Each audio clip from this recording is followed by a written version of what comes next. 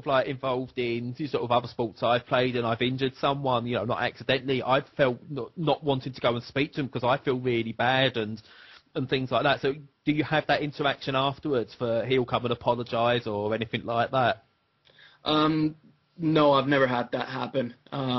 I know that there are cases where players do say sorry to each other if they've gotten hurt, but it's not something that happens or has happened to me when I've sustained a concussion or anything else. And I think part of the reason why that doesn't happen is because concussion is such an injury that you don't actually realize that the other player is hurt necessarily unless he's laying on the ice unconscious. And I think that if I would like to think at least that if I or any other player was laying on the ice unconscious, that I would get an apology from the player. And I know that certainly if I caused a concussion to another player, that made him kind of lose his consciousness. And I would make sure that I apologized to him and explained that it wasn't intentional because it's not the type of player that I am. But it's definitely something that I do think players need to kind of address if they learn that somebody has sustained a concussion as an indirect kind of consequence from their hits or something else, especially if it is a direct hit to the head. But on the flip side of that, like with the injury that I sustained, it was a clean hit after all. It was something that I don't think the player would have expected that I would sustain a concussion from it. I didn't expect that I would sustain a concussion from it. And I didn't really say anything to the player afterward because I thought that I was fine when it happened. And honestly, when I took off, I didn't start feeling the actual symptoms or that like something was wrong until after I was going for a shower, when I was supposed to be carrying a bottle of shampoo with me to the shower, but I was actually carrying a bottle of beer in my hand. So what was that? Was that sort of like you didn't realise what you was actually carrying? And yeah, it literally went to the point that I didn't really know what I was doing. Everything was just really, really hazy. And I remember that we had to go to a christening in Wales after the game. And if I'm honest with you, I can't remember anything else except being in Wales for that day. Or I don't really know how I got there, though apparently I drove, which in hindsight wasn't smart.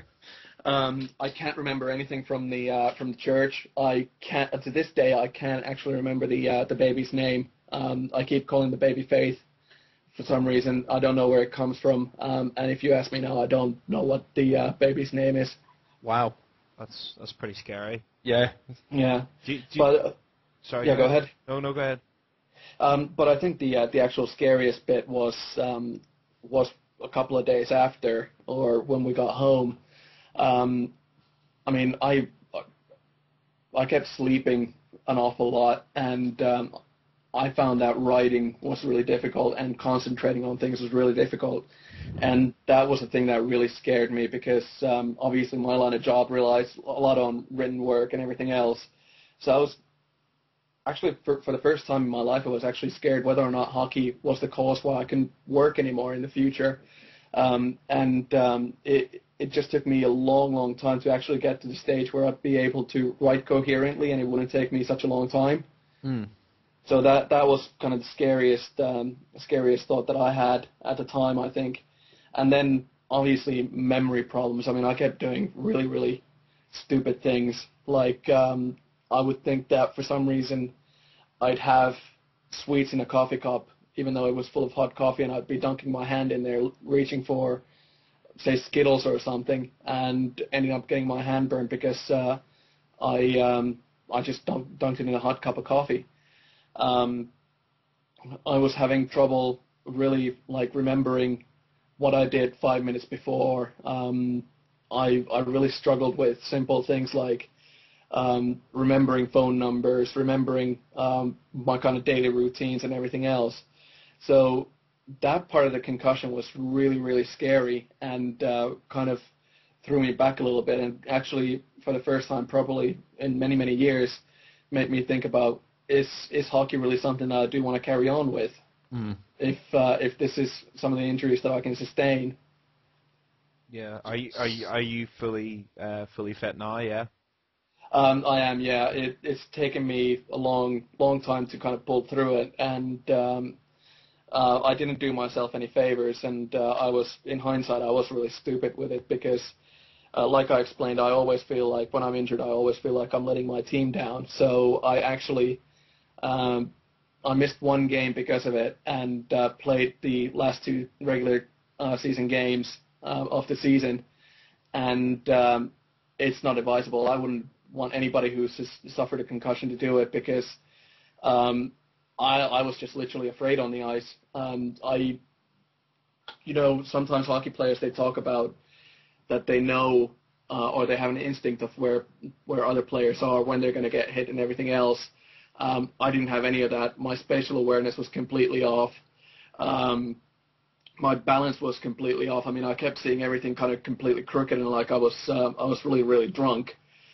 Everything kind of kept spinning, and I really wasn't doing myself any favors, and I kind of set my recovery back by a couple of months as a result of it.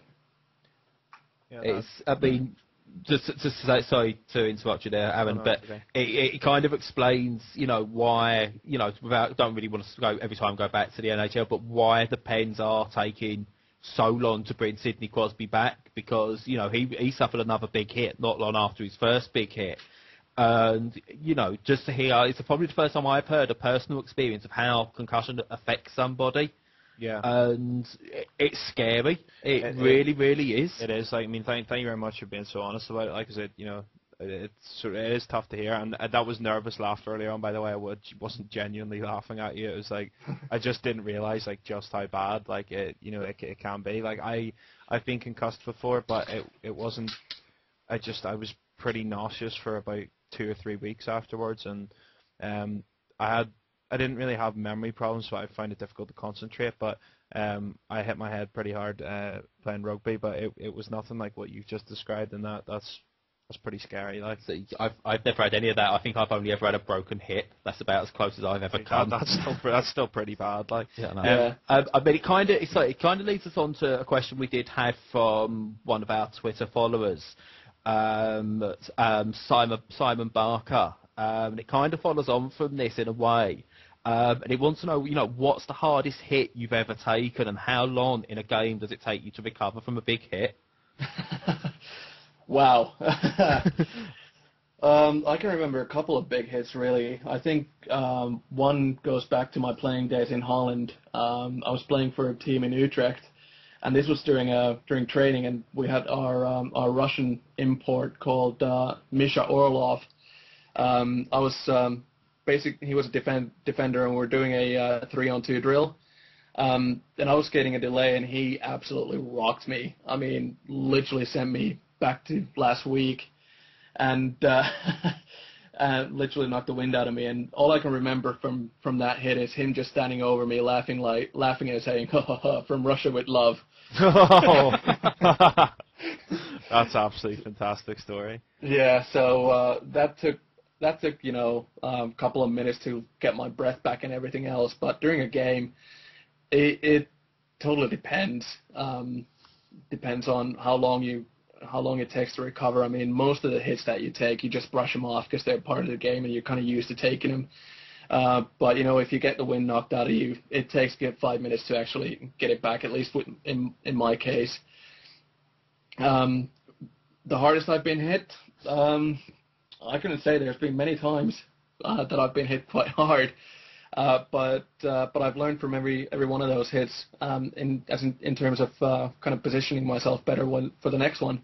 So whenever I get hit, I try to learn from it, and hopefully it won't be as bad the next time. Yeah. Well, like, just quickly before we move on to a couple more questions there, you obviously you were talking about how the direct hits to the head, a la Matt Cock, how they need to be taken from the game. Do you think that he does that intentionally as a hockey player? Is that something that just you can't change? It's kind of a last minute thing by the time that you get close enough to lay the hits too late, or do you think that they're fully intentional hits? It's difficult to say, because it depends on what's going on in the player's mind, and I can only really talk about what I see on the TV screen or on the internet when I'm watching the highlights. But a couple of the hits that he's thrown, I think, yeah, definitely, he's got plenty of time to pull away. I think the one that he planted on Mark Savard a couple of years ago, I think, yeah, that was just a stupid hit. He could have gone for the body and not for the head. He had time to actually position his hit a little bit better. And, yeah, I do think that in some cases there are cases where players have time to pull away or put their elbow down. And I think some of the players just play just in that fine line between dirty and just really dirty. And I think they kind of lose track of what they're actually doing. And sometimes, it does frustrate me reading some of the comments to say that, the game is so fast and it's difficult to react. Yeah, you have to react in hockey, but you also have to, if you have time to react, you also have time to react to actually drop your elbow or actually pull away from a hit rather than pretty much kill a guy or end his career. Yeah, well, that's kind of what I assume, but I don't play ice hockey at any kind of level whatsoever. I don't play at all anymore, but, I find it difficult to believe that you couldn't at least put the brakes on and sort of take some of the impact. Just while we're talking about kind of things on the ice and from your perspective, it kind of interesting though, because obviously there's an ongoing debate and it's been going on for years about the place of fights in hockey. Now, can you just give us an inside peek as to why, like, reasons that fights can break out and what it does? Not when you're involved in a fight, but whenever your team gets obviously into a fight, like the reasons that fights do break out, and what effect it has on the team. I think some of the fights that I've seen or happen most of the time is because it's standing up for your teammates. If somebody gets hit really bad, if somebody runs your goalie, it's just literally standing up for your teammate that fights happen.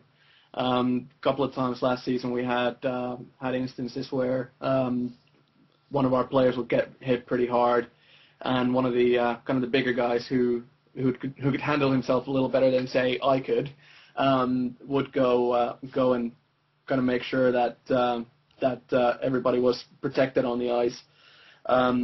So that's part of the aspect why the fights happen. But then, there are kind of guys or the so-called goons, especially in the NHL levels, whose job it is just literally to go out there and fight. And that's something that I don't necessarily agree with, especially if they just hunch over on a face-off and they go, do you want to go? And they drop the gloves, because it doesn't relate to a game situation at all.